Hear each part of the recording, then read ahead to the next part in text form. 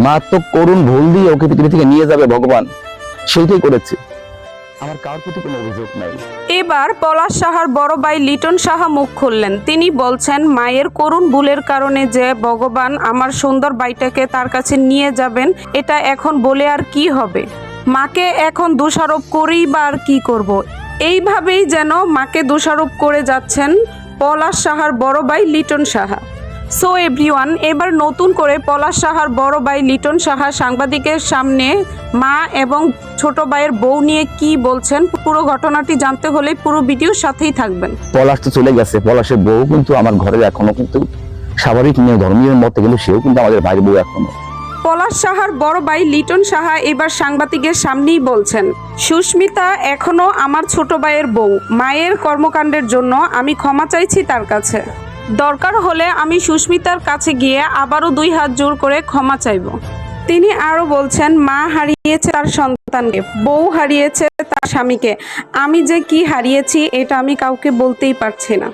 মা হারিয়েছে তার সন্তান, আমার ভাই বউ হারিয়েছে তার স্বামী, আমি যে কি হারিয়েছি আপনাদের কারোর কাছে বলতে পারবো না। পলাশ সাহার বড় ভাই লিটন সাহা আরো জানান কত কষ্ট করে তিনি তার 2 ভাইকে মানুষ করেছেন। কোনো সম্বল ছিল না তাদের, ভাড়া বাসায় থাকতেন। নিজের কেরিয়ার জলাঞ্জলি দিয়ে 2 ভাইকে পড়াশোনা করিয়ে মানুষ করেছেন।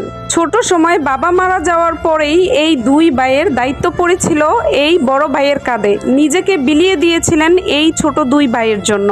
আজ পলাশ এত বড় হয়েছে, সফলতা অর্জন করেছে, সরকারি চাকরির বড় কর্মকর্তা হয়েছে, কিন্তু এইভাবে সফলতা অর্জনের পর পলাশ দুনিয়া ছেড়ে চলে যাবে, এইটা পলাশের বড় ভাই লিটন সাহা কখনো কল্পনাও করতে পারেনি।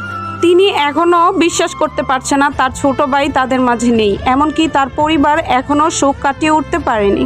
তিনি আরো বলছেন, মায়ের করুণ ভুলের পরিণতির কারণেই আমার ছোট ভাইকে আজ ভগবান নিয়ে নিয়েছেন।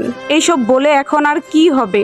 আমার কারো প্রতি কোনো অভিযোগ নাই, না মায়ের প্রতি না ভাইয়ের বউয়ের প্রতি।